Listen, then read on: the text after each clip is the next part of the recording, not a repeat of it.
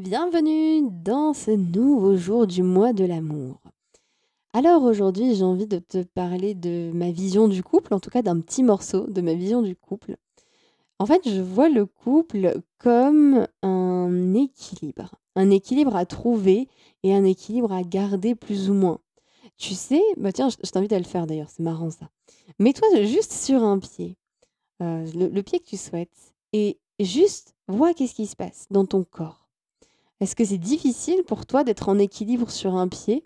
Est-ce que c'est difficile? Est-ce que ton corps comment ton corps compense pour soulager finalement et que tu tiennes en équilibre?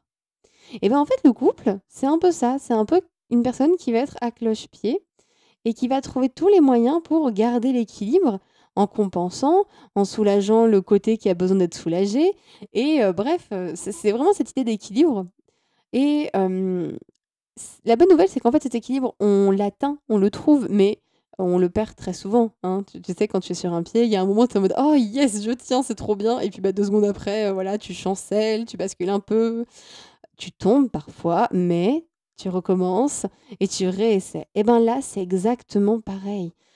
Tu ne peux pas trouver un équilibre parfait dans ton couple.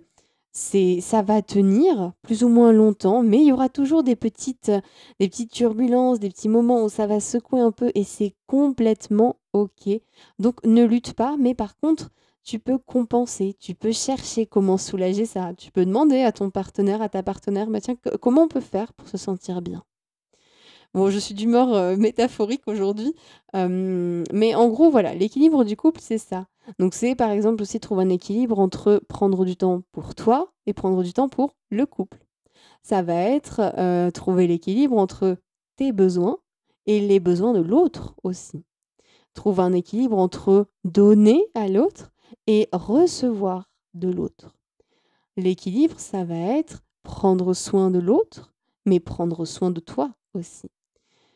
Et c'est pas toujours facile. Donc si en ce moment l'équilibre il est précaire, si en ce moment ça glisse un peu, mais c'est pas grave, c'est OK.